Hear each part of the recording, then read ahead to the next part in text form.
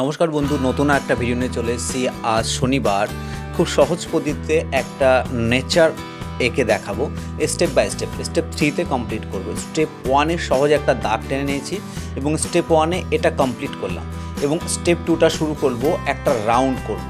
Step 2 round করে নিয়ে এবার পুরো ছবিটাকে না স্টেপ বাই স্টেপ স্কেচ করব। যেমন স্কেচ করি তেমন স্কেপ করব। প্রথমে বাঁ দিক থেকে, তারপর ডান দিক থেকে পুরো ছবিটাকে স্কেপ করব। এখানে একটু স্পিডটাকে বাড়িয়ে দেব। এবার আসবো স্টেপ 3তে। স্টেপ 2 কমপ্লিট হয়ে গেল, এবার স্টেপ 3তে আসবো। 3তে কী করব, নিচের এই পোর্শনটা এঁকে নেব একদম এইভাবে।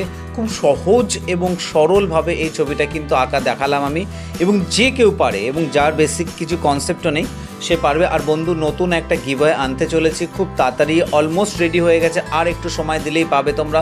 তো তার জন্য কিন্তু অবশ্যই চ্যানেলটাকে লাইক এবং সাবস্ক্রাইব করতে ভুলবে না, এবং বেল নোটিফিকেশান প্রেস কিন্তু তোমরা করো। দেখো, স্টেপ 2 এর পর স্টেপ 3তে সেম এটাকে স্টেপ বাই স্টেপ স্কেচ করে নেবো। এখানে আমি ইউজ করেছি ডার্ক কালার পেন্সিল বা গ্লাস মার্কিং পেন্সিল, যেটা দিয়ে ইজি ডার্ক শেড করা যায়।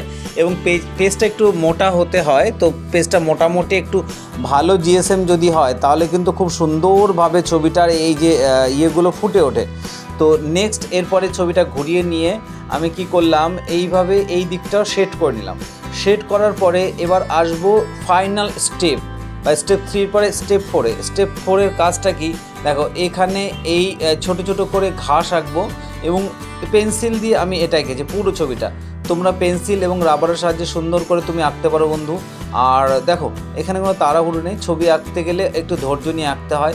তারপরে এখানে একটু কিছু ঘাস করে দিলাম, একদম গোল গোল গোল গোল করে একটু এইভাবে এই সহজভাবে ঘাস করে দিলাম।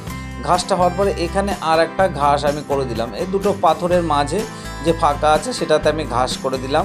ঘাস করে দেওয়ার পরে এই ঘাসগুলোকে আমি আস্তে আস্তে আস্তে আস্তে আমি স্কেচ করব। তো সেটা আমি দেখিয়ে দিচ্ছি। দেখো, এখানে পেন্সিল টেনে টেনে স্টেপ বাই স্টেপ একদম সহজ পদ্ধতিতে এটাকে আমি স্কেচ করব। একটা, দুটো, তিনটে, চারটে, এইভাবে সব পাতাগুলো স্টেপ বাই স্টেপ স্কেচ করব। দেখো, এটা অলমোস্ট প্রায় এটা শেষের দিকে চলে এসেছে। এক্ষুনি তোমরা ভিডিওটা স্কিপ করো না, আরও কিছু ড্রয়িং বাকি আছে, ছবিটার মধ্যে আরও কিছু আঁকবো। ভিডিওটা শেষ পর্যন্ত দেখতে থাকো, আশা করি ভালো লাগবে এবং পছন্দও হবে। তো এইভাবে ডান দিকে এবং বাঁ দিকে যে ঘাসগুলো আছে সেই ঘাসগুলোকে সুন্দর করে একটু স্পিড বাড়িয়ে দিলাম। এখানে ডার্ক শেড করে নিলাম, একটু মিশে গেছে। তো এই জায়গাটাকে না আমি সেপারেট করার জন্য ইউজ করব ব্ল্যাক পেন। এই যে ব্ল্যাক পেন দিয়ে এই লাইনটাকে সেপারেট করে দিলাম, সবগুলো লাইনকে সেপারেট করে দিলাম যাতে দুটো অংশ পার্ট বোঝা যায়। তো যেহেতু ভিডিওতে, ছবিতে এটা একদম ক্লিয়ার বোঝা যাবে। এবং মাঝখানে এই জলের শেড করে দিলাম পেন্সিল দিয়ে। এখানে কিন্তু কোনো কালার পেন্সিল আমি ইউজ করিনি বা ডার্ক কালার পেন্সিল নয়, এটা একদম নর্মাল ব্ল্যাক এন্ড আমাদের যে কালো পেন্সিল আছে নর্মাল পেন্সিল দিয়ে এটাকে আমি মাঝখানে শেড করে দিলাম। এবং জলের কিছু প্রতিচ্ছবি দেওয়ার চেষ্টা করলাম। এখানে সূর্যের যে প্রতিচ্ছবিটা পড়েছে সেই প্রতিচ্ছবিটা এখানে দেওয়ার চেষ্টা করেছি। এবং তারপরের পার্টটা যেটা আছে এইটাকে, এই জায়গাটাকে পুরো কমপ্লিট করে দেবো। কমপ্লিট করে দেওয়ার পর এবার এখানে জলের কিছু দাগ দাগ দাগ, যেটা জল ভাবটা এখানে বোঝা যায় আর কি, দূর থেকে দেখলেও বোঝা যায়। তো এবং এরপরে এই মাঝখানে এই যে লাইনটা যেটা আছে সেন্টার লাইনটা একটু পেন দিয়ে এঁকে দেবো। তাহলে কি দুটো লাইনের মধ্যে ডিফারেন্সটা খুব সহজে বোঝা যাবে। জায়গাটা একটু হেজি হয়ে গেছে ছবিটা, এটা ক্যামেরার সেটিংয়ের জন্য গন্ডগোল হয়েছে। এবং দূরে একটু আকাশ করে দিলাম, এবার ঠিক আছে।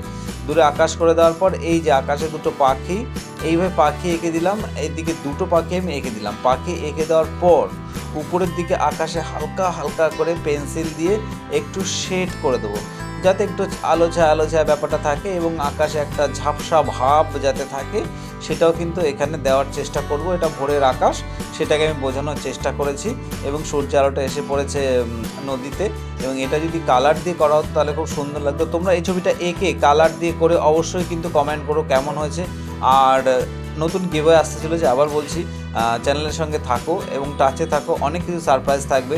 টাটা।